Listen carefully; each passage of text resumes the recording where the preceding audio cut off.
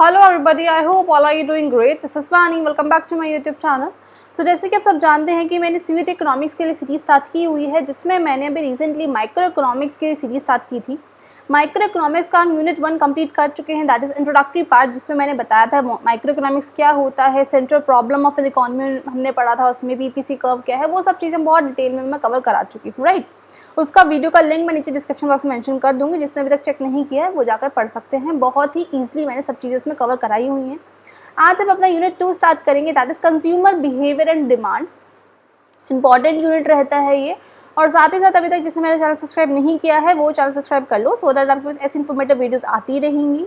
And yes, मेरा Telegram channel भी join कर लेना, क्योंकि वहाँ पर मैं एमसीक्यू प्रैक्टिस करा रही हूँ आपको सीयूटी स्टूडेंट्स के लिए, तो बहुत ज़्यादा हेल्पफुल आपके एग्जाम्स के लिए रहने वाले हैं।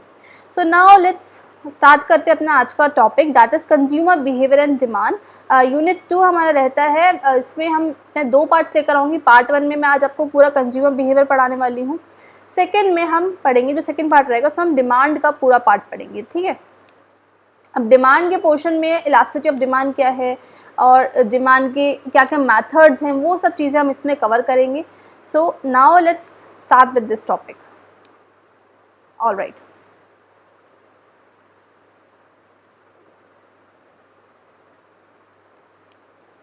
ठीक है।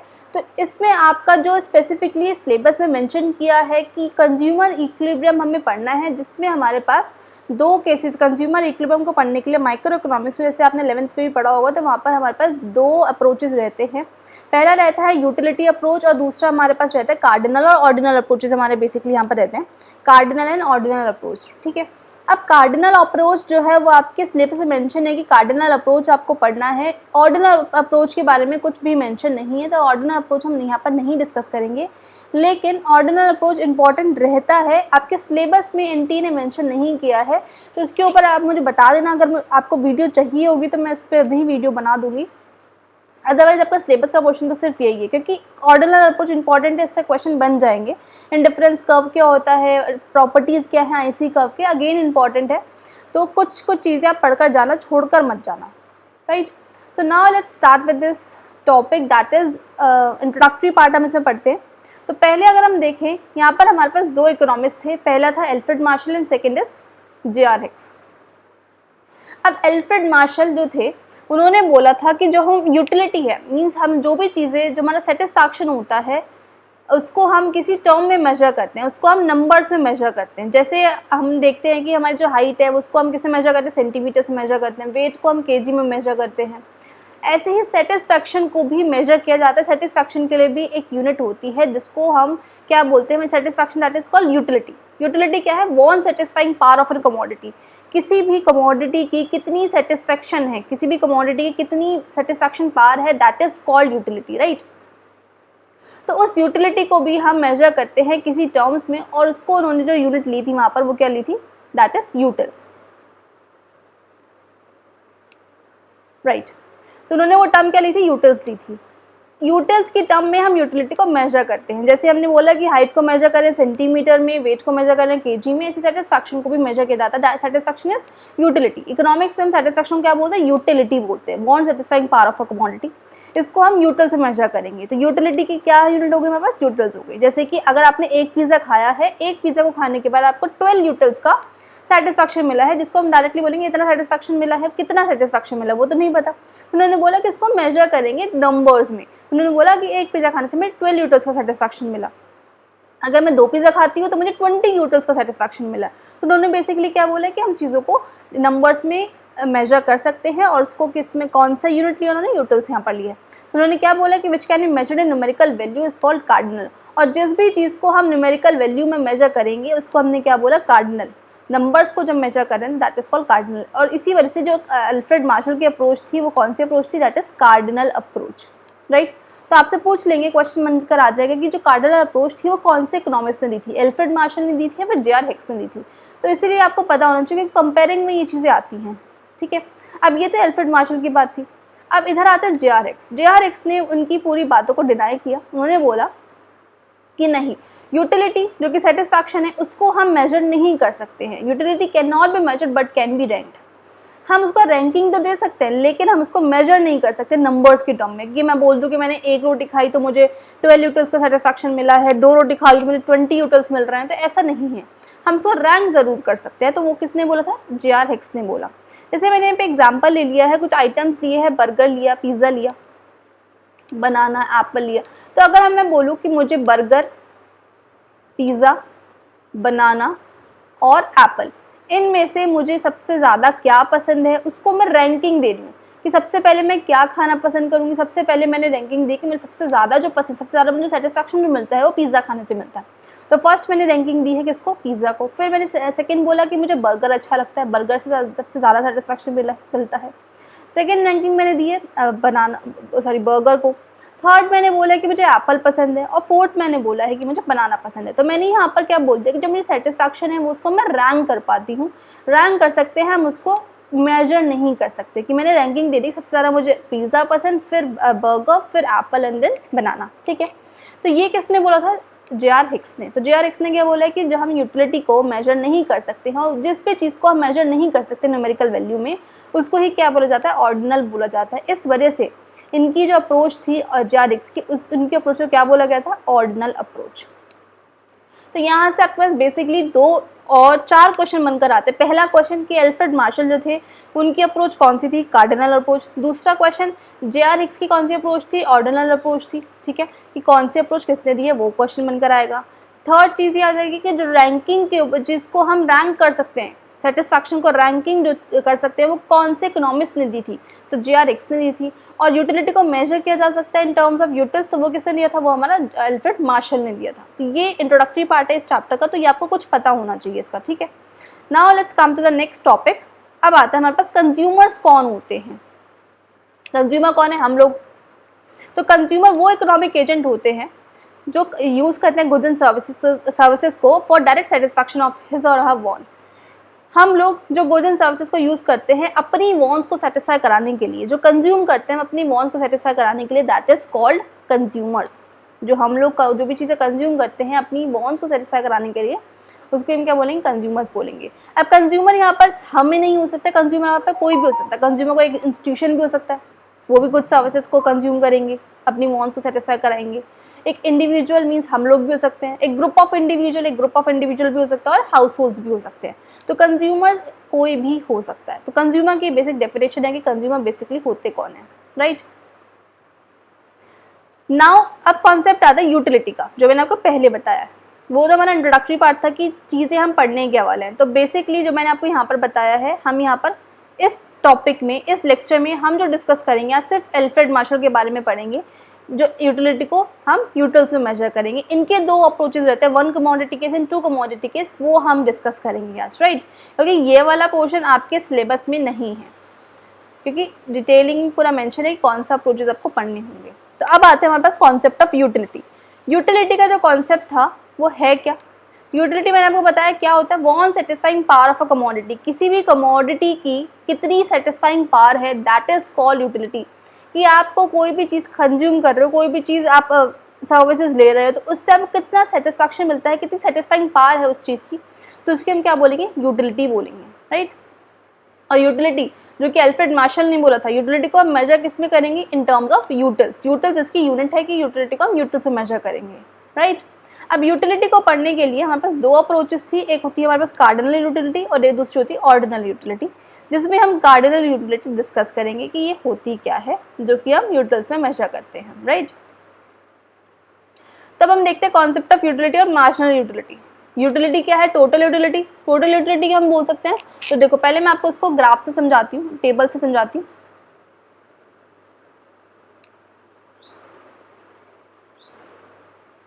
मैंने यहाँ पर नंबर ऑफ पिज़्ज़ाज लिए हैं, मार्जिनल यूटिलिटी ली है, और दूसरी साइड मैंने लिया टोटल यूटिलिटी। तो अगर हम बात करें यहाँ पर टोटल यूटिलिटी की, तो पहले मैंने क्या करा, यहाँ पर मैंने 1 पिज़्ज़ा कंज्यूम किया। मुझे एक पिज़्ज़ा खाने से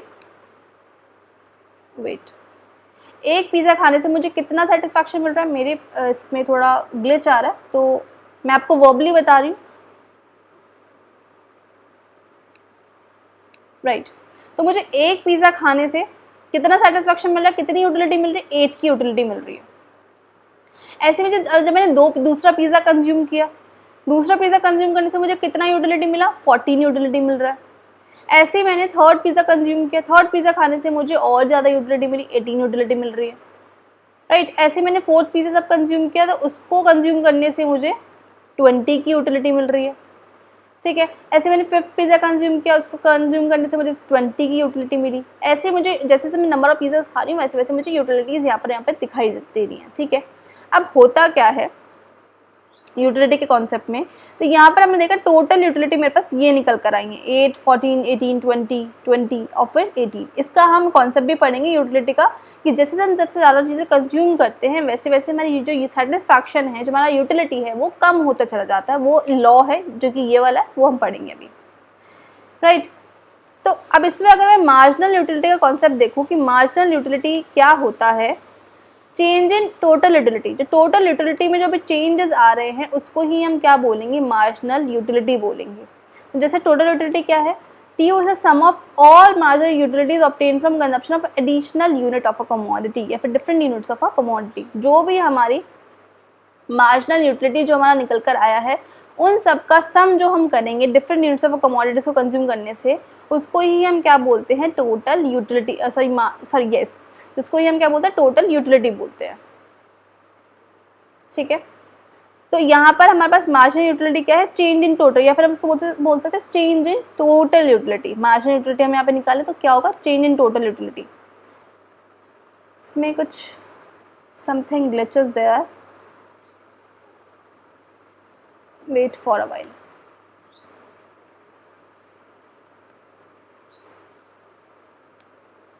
ऑलराइट, ठीक है। तो यहाँ पर हमने क्या देखा, टोटल यूटिलिटी क्या है, चेंज इन मार्जिनल यूटिलिटी। अब यहाँ पे 8 से 14 हो रहा है, कितना चेंज आ रहा है, 6 का चेंज आ रहा है। फिर 14 से 8 हुआ तो कितने का चेंज आया, 4 का चेंज आया। तो ये हमारे पास मार्जिनल यूटिलिटी निकल कर आई। स्टार्टिंग में 8 ही रहेगा, यहाँ पर भी 8 है और यहाँ पर भी 8 है। फिर अब क्या हो रहा है, 18 से 20 हो रहा है तो कितने का चेंज आया, 2 का चेंज आया, तो यहाँ पर 2 आया हमारे पास। फिर 20 से 20 कोई चेंज नहीं आया तो 0, मार्जिनल यूटिलिटी यहाँ पे क्या, 0। अब 20 से 18 हो रहा है तो कितने का चेंज आ रहा है, -2 का चेंज आ रहा है। तो हमने क्या देखा, जैसे जैसे हम चीज़ें कंज्यूम करेंगे वैसे वैसे हमारी जो यूटिलिटी हमें यहाँ पे निकल कर आई है उसका जो चेंज होगा, change in TU, that is called MU। तो TU क्या है, total sum of marginal utilities. अगर मैं MU से TU निकालूंगी तो क्या होगा, इनका सम। पहले स्टार्टिंग में 8 है, फिर 8 + 6 कितना हो गया, 14 हो गया। अब 6 + 4 सॉरी 14 है, 14 + 4 कितना हो गया, 18 हो गया। अब 18 + 2 कितना हो, 20, 20 + 0 20 एंड 20 - 2 दैट इज 18। तो हमको क्या दिखा यहाँ पर, जो TU है वो सम है सारे MU का, जो कि हम डिफरेंट यूनिट्स ऑफ कमोडिटीज़ को कंज्यूम करते हैं। तो TU क्या है, MU1, MU2, MU3 and MU4, इन सब का सम। MU क्या होगा, चेंज इन TU, जो टोटल यूटिलिटी में जो एक यूनिट को कंज्यूम करने से, एडिशनल यूनिट को कंज्यूम करने से कितना चेंज आया, उसको ही हम क्या बोलेंगे, उसको हम बोलेंगे दैट इज MU। तो additional unit on account of consumption of additional unit of a commodity, जो एडिशनल यूनिट हमें मिल रही है एक additional unit of a commodity को खाने से, दैट इज कॉल्ड MU। या फिर डायरेक्टली हम इसको बोल सकते हैं चेंज इन TU। तो यहाँ पर हम क्या लिखेंगे, TUN - TUN - 1। TUN मतलब जो हमारे पास नंबर ये वाला पोर्शन है, TUN 2 और n - 1 1। तो यहाँ पर हमने क्या देखा, MU निकालेंगे तो 14 - 8, तो 14 - 8 कितना होगा, 8।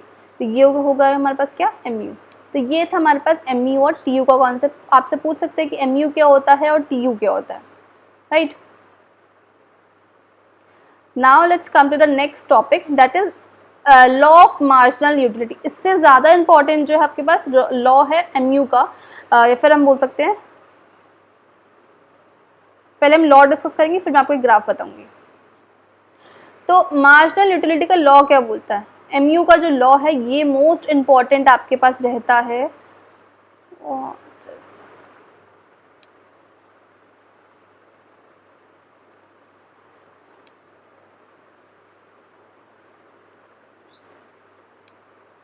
ठीक है, तो मैं आपको एरो से समझा रही हूँ क्योंकि मेरे पेन में कुछ प्रॉब्लम हो रही है यहाँ पर, ठीक है, बार बार इस पर कुछ ग्लिच आ रहा है,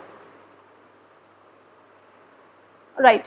तो मैंने यहाँ पर क्या लिया है, नंबर ऑफ पिज़्ज़ाज और उसकी यूटिलिटी। देखो लॉ बेसिकली क्या बोलता है, जब भी हम कोई चीज़ों को कंज्यूम करते हैं, उसको कंज्यूम करने से हम जैसे जैसे हम चीज़ें कंज्यूम करेंगे वैसे वैसे हमारी जो सेटिस्फैक्शन है वो कम होती चली जाएगी, ठीक है। तो जैसे मैंने एक रोटी खाई तो मेरी सेटिस्फैक्शन बहुत ज़्यादा थी। स्टार्टिंग में जब कुछ चीज़ें खाते तो बहुत भूख लग रही होती है, हम कुछ चीज़ें खाते तो हमें अच्छे से पेट भरते हैं। फिर हमने दूसरी रोटी खाई, फिर थोड़ा और हमारा पेट और भरा, तीसरी रोटी खाई और ज़्यादा, फिर हमें लगता है कि अब तो बहुत ज़्यादा ओवर सो रहा है, इसमें फोर्थ रोटी खाई, अब बहुत ज़्यादा ओवर हो गया, कि फिफ्थ रोटी हम खा रहे हैं तो अब तो बिल्कुल हो ही नहीं पा रहा है, अब तो हमारी यूटिलिटी जो है बिल्कुल डाउन जा रही है। पहले स्टार्टिंग में सेटिस्फैक्शन बढ़ रहा था लेकिन अब तो डाउन जाता जा रहा है, ठीक है। फिर नेक्स्ट हम खा रहे हैं तो बहुत ज़्यादा ओवर एग्जैजुरेट, मतलब हम जिसको बोलते हैं सैचुरेशन लेवल जो है बिल्कुल जीरो हो चुका है, स्टैटिटी, जिसको हम पॉइंट ऑफ स्टैटिटी बोलते हैं। तो जैसे हम चीज़ें कंज्यूम करेंगे वैसे वैसे में जो सेटिस्फैक्शन है वो कम होती चल जाएगी। वही वाली चीज़ है कि जब हमारे पास कोई चीज़ नहीं होती है तो हम उसकी सेटिस्फैक्शन पावर जो है बहुत ज़्यादा होती है, लेकिन जब एक टाइम बाद वो चीज़ हमारे पास आ जाती है तो हमें लगता है ठीक है रखिए हमारे पास है, तो उसकी सेटिस्फैक्शन हमारे पास ज़ीरो हो जाती है, ये फिर नेगेटिव में चल जाती है। तो सेम यहाँ पर भी ऐसा है। अब जब आप स्टार्टिंग में, जैसे मैंने अब पिज़्ज़ा का एग्जांपल लिया है, अब स्टार्टिंग में आपने फर्स्ट पिज़्ज़ा खाया, फर्स्ट पिज़्ज़ा खाने का आपको बहुत ज़्यादा भूख लग रही थी, आपकी सेटिस्फैक्शन बहुत ज़्यादा हो गई, बहुत अच्छा लगा आपको, तो आपकी सेटिस्फैक्शन, मैंने पूछा कितनी हुई है तो आपने बोला 8 यूटिल्स में मुझे सेटिस्फैक्शन मिला है, 8 यूटिलिटी है मेरी, सबसे ज़्यादा सेटिस्फैक्शन, बहुत टेस्टी पिज़्ज़ा था।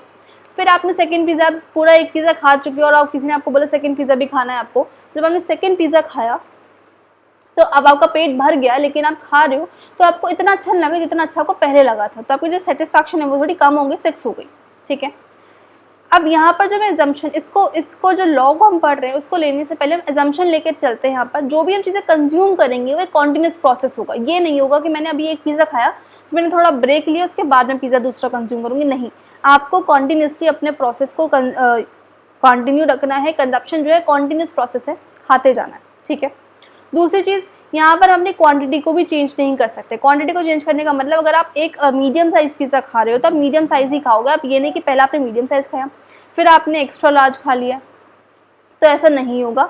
अगर मीडियम साइज़ है तो मीडियम साइज़ ही आप पूरे प्रोसेस में कंज्यूम करोगे, ठीक है। तो यहाँ पर ये अजम्पशन हम लेकर चलते हैं।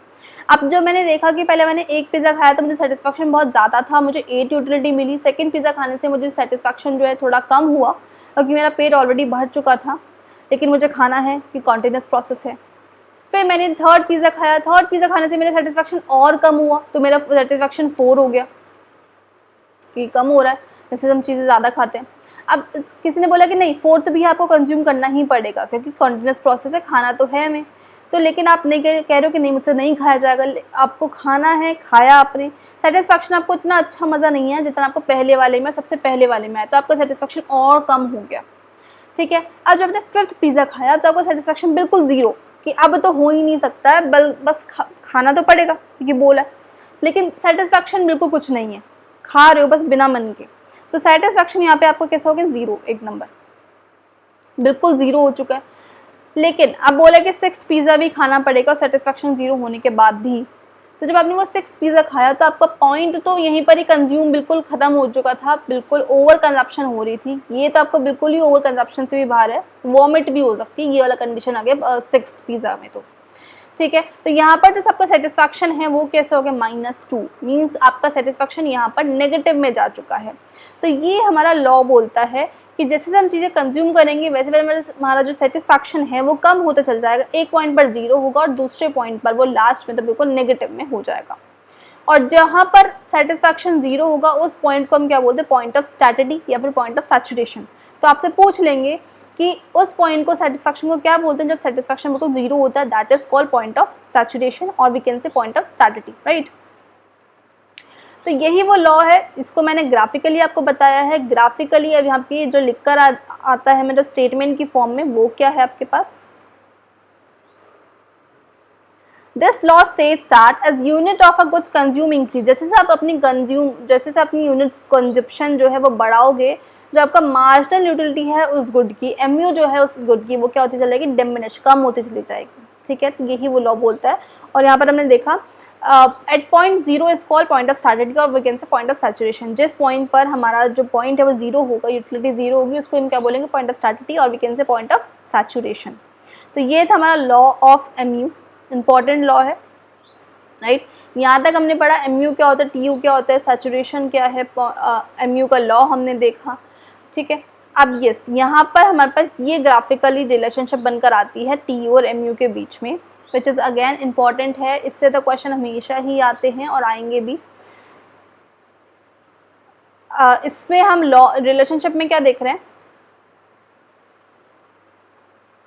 वेट, ठीक है, relationship between T U and M U, इसमें हमने क्या देखा,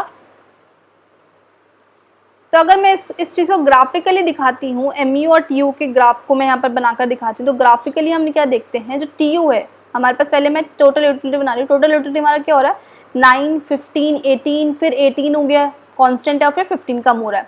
जब मैं टी यू का ग्राफ बनाऊंगी तो वो समथिंग ऐसा बनेगा, पहले बढ़ रहा है 9 से 15, 15, 18 हुआ, बढ़ता जा रहा है, एक पॉइंट पे वो थोड़ा कांस्टेंट हो रहा है, तो वो इस टाइप से, और फिर वो नेगेटिव में जा रहा है, नेगेटिव नहीं बोल सकते, वो फिर डाउन हो रहा है, तो हमारे पास टी यू का ग्राफ इस टाइप का बनकर आएगा, ठीक है, डाउनवर्ड स्लोपिंग। एम यू में क्या है, एम यू 9, 6, 3, 0, ये क्वांटिटी से गिरता जा रहा है, तो एम यू क्या हो रहा है, 9, 6, 3, 0, 0 पे गया और फिर नेगेटिव में जा रहा है, तो ये हमारा एम यू बना और ये हमारा टी यू बन रहा है। तो इस टाइप का हमारे पास ग्राफ बनकर आता है टी यू और एम यू का। अब हम यहाँ पर क्या देखते हैं, मैंने जो रिलेशनशिप देखी, इस रिलेशनशिप में आपको क्या दिख रहा है, व्हेन एम यू फॉल, जब आपका एम यू फॉल हो रहा है तो उस टाइम पे टी यू क्या है, एम यू फॉल हो रहा है लेकिन पॉजिटिव है, तो उस टाइम पे टी यू क्या है, टी यू इंक्रीज हो रहा है, लेकिन कैसे रेट से, डिमिनिशिंग रेट से, क्योंकि यहाँ पर जो हमारा टी यू है वो थोड़ा बढ़ तो रहा है लेकिन डिमिनिशिंग रेट से बढ़ रहा है। डिमिनिशिंग रेट का मतलब 9 से 15 हुआ तो कितने का चेंज आया हमारे पास,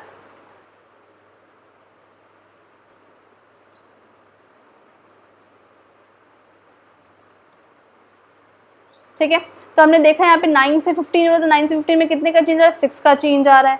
ऐसे ही फिर हमारे पास जो 18 में से 15 पे कितने का चेंज आ रहा है, 3 का चेंज आ रहा है, फिर 0, फिर -3, तो हमें क्या देख रहे हैं, तो टी यू बढ़ तो रहा है लेकिन नेगेटिव नहीं बोल सकते, डाउनवर्ड रेट से, और भी कैसे, डिमिनिशिंग रेट से, ठीक है। तो जब हमारा टी यू बढ़ रहा है, या फिर हम बोल सकते हैं जब हमारा एम यू जो है फॉल कर रहा है लेकिन पॉजिटिव है, उस टाइम पे टी यू हमारा इंक्रीज हो रहा है लेकिन डिमिनिशिंग रेट से। जब एम यू यहाँ पर 0 है तो उस टाइम पे टी यू अपने मैक्सिमम पर है, 18 बिल्कुल मैक्सिमम है, क्योंकि उसके बाद जो टी यू है वो फॉल करेगा। एंड जब एम यू हमारा नेगेटिव हो गया, एम यू -3 हो गया, उस टाइम पे टी यू हमारा डिमिनिश हो रहा है और टी यू हमारा फॉल कर रहा है। तो ये रिलेशनशिप आती है, और इससे आपके पास क्वेश्चन भी बनकर आता है एग्जाम में कि व्हेन टी यू फॉल, या फिर हम बोल सकते हैं व्हेन टी यू फॉल, तो एम यू बताओ नेगेटिव होगा, 0 होगा या पॉजिटिव होगा। तो जब एम यू फॉल करेगा, या फिर हम बोलते हैं जब टी यू फॉल करेगा, तो एम यू यहाँ पर नेगेटिव होगा। अब ये जो रिलेशनशिप आपको याद रखनी है, याद कैसे रखोगे आप, साइड ये ग्राफ तो आपको हो गया होगा याद, उसको ग्राफ को पढ़ लेना, छोटा सा साइड में ग्राफ बना लेना, जब आपका क्वेश्चन बनेगा इससे, उस ग्राफ के अकॉर्डिंग आपको क्वेश्चन करने होंगे। तो एम यू हमारे पास बनकर है नेगेटिव, मतलब फॉल कर रहा है, 0 और नेगेटिव, टी यू इंक्रीज हो रहा है डिमिनिशिंग रेट से, कांस्टेंट, फिर नेगेटिव। तो ये इजी सा ग्राफ बना लोगे, उसके बाद जो क्वेश्चन बनेंगे वो इससे ही बनेंगे, वो आपको ईजिली कर पाओगे, ठीक है। और नोट ये चीज़ है कि एम यू जो होता है वो स्लोप होता है टी यू का, तो आपसे क्वेश्चन बनेगा कि टी यू का स्लोप क्या होता है, तो टी यू का स्लोप क्या होता है, एम यू होता है। तो ये रिलेशनशिप थी टी यू और एम यू के बीच में, which is very important relationship है आपके क्वेश्चन के एग्जामिनेशन पॉइंट ऑफ व्यू से, तो ये आपको अच्छे से पढ़कर जानी होगी, ठीक है। तो अभी तक हमने ये चीज़ें पढ़ ली हैं। अब इसमें नेक्स्ट आता है कंज्यूमर इक्विलिब्रियम और उसके 2 केसेस। ये मैं नेक्स्ट वीडियो में पार्ट 2 में कवर करूँगी, क्योंकि ये वाली वीडियो बहुत ज़्यादा लंबी हो जाएगी और मेरे पेन में कुछ ग्लिच भी हो रहा है, दैट्स वाई मैं इसको सेकंड पार्ट में लेकर आऊँगी। तो आज हमने इस पार्ट में ये चीज़ें पढ़ी हैं, सो नेक्स्ट पार्ट भी मैं बहुत जल्दी लेकर आने वाली हूँ। So stay tune, thanks for watching and don't forget to like and subscribe my channel. So bye bye, see in the next video.